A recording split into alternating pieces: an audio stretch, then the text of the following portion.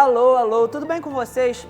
Eu sei, eu não tô no lugar que vocês costumam me ver. Isso porque eu peguei a ponte aérea e tô aqui, na Globo, em São Paulo.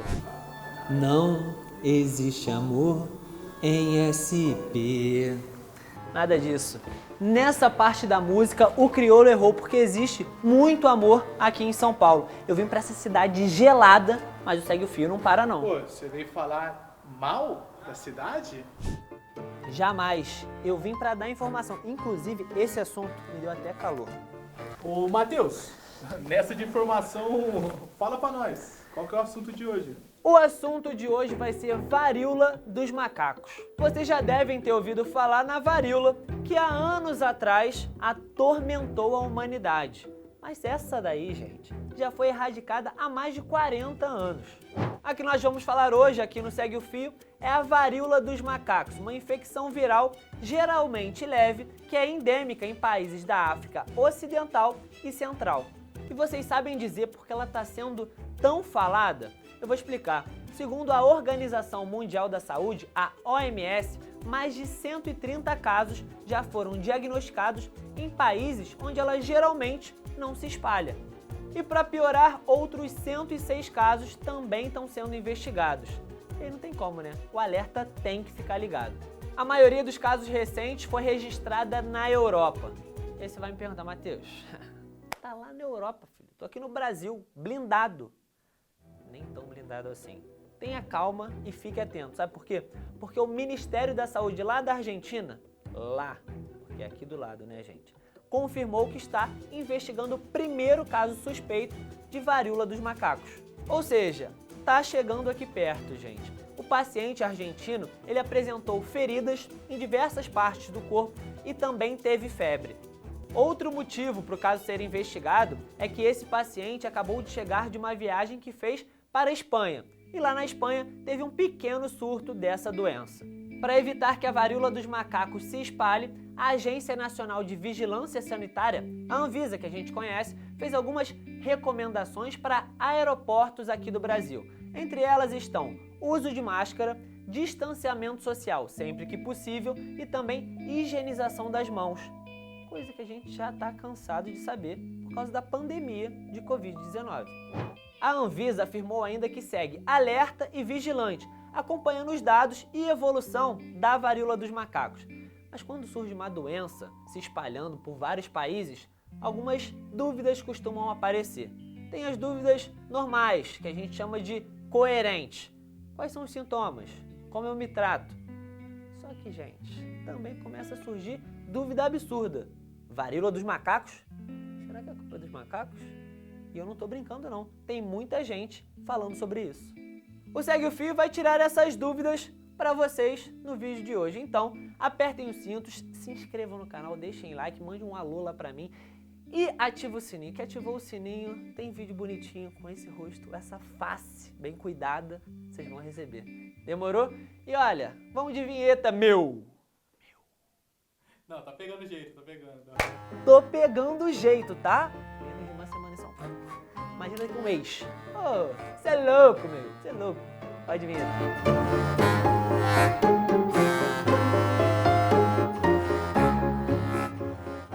Além de ter cuidado com as medidas não farmacológicas, que é evitar aglomeração, usar máscara de proteção, eu sempre fico curioso para saber os sintomas de uma doença que está se espalhando por aí. E por isso eu chamei para conversar o infectologista Alberto Chebabo. E ele tirou essas dúvidas para mim. Doutor, aqui eu devo ficar atento. É uma doença pouco comum, realmente, né? E os sintomas iniciais são aqueles sintomas de uma virose. Febre, mal-estar, normalmente alguns dias, né? Cansaço, né? E depois de alguns dias, normalmente depois do terceiro, quarto dia de febre, aparecem lesões vesiculares, né? Que podem ulcerar no corpo, espalhadas pelo corpo, né? Essas lesões aparecem de uma só vez e ficam presentes aí normalmente em torno de uma semana, normalmente, até cicatrizarem. Quem dera se as dúvidas sobre a varíola dos macacos fossem todas coerentes, mas tem muita gente por aí se perguntando, gente, isso aí é culpa de macaco, não é não? Doutor, isso tem cabimento? O nome, inclusive, está errado, né? Assim, é inadequado. A varíola dos macacos, ela foi denominada assim porque ela foi diagnosticada pela primeira vez em macacos lá atrás, em 1958. Mas, né, ela não é uma doença específica dos macacos, ela é muito mais comum, inclusive, em roedores, né? Em roedores silvestres e tal. O macaco acaba se infectando da mesma maneira que nós nos infectamos, né? Em contato com esses roedores, ou ao se alimentar desses roedores, né? Caçar e tal, ele pode se infectar. Mas não adianta a gente atacar os macacos, exterminar os macacos. O vírus está no ambiente silvestre, né? Comum e se mantém lá. A gente que entra nesse ambiente acaba se infectando, né? E trazendo essa infecção para as cidades, para a população das cidades, né? Fora do meio silvestre, porque a gente acaba entrando nesse ambiente, né? E provavelmente foi o que aconteceu inicialmente, que depois se disseminou por outras pessoas e causando infecção lá na Europa inicialmente, depois em outros países, né? Por transmissão de um humano para outro. Ainda me aparece gente fazendo associação entre a varíola dos macacos e a população gay. Parece absurdo, né?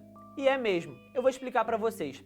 No início, quando a doença estava começando a se espalhar, as primeiras pessoas diagnosticadas com a varíola dos macacos eram homens que tinham se relacionado sexualmente com outros homens. E falaram, gente, é só a população gay que vai ser afetada. Doutor, isso é verdade? Você comentou, é uma verdade, né? Os primeiros casos, e a maior parte dos casos, é em homens que fazem sexo com homem, né? Então, em homens gays, mas principalmente relacionados a frequentar um determinado ambiente, uma determinada atividade, alguns casos relacionados a um evento na Europa, na Inglaterra, também casos também relacionados a um evento específico no Canadá, né? E fazendo essa disseminação. Na realidade, o que acontece é que como a transmissão é muito por contato, né? Esses ambientes, principalmente saunas, tal, onde houve esses eventos, tem essa característica, né, de muita gente junto em ambientes pouco ventilados e muito contato. Então, é possível que isso tenha potencializado a transmissão nesse grupo, mas a partir daí, essas pessoas elas vão transmitir para outras pessoas que elas tenham contato, ou seja, independente de ser homossexual, ele não está ligado, né, a homens gays, nem está ligado a um determinado tipo de comportamento, né?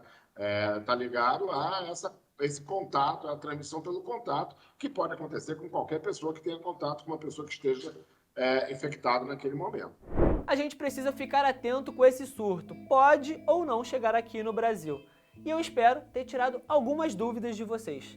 Se você tem outras dúvidas, está interessado sobre o assunto? g1.com.br. Vídeo, podcast, web story, entrevistas, tudo lá para vocês, beleza? Eu vou ficando por aqui, volto no próximo Segue o Fio, talvez ainda mais paulista, talvez não. Decide a chefia e Deus. Fui.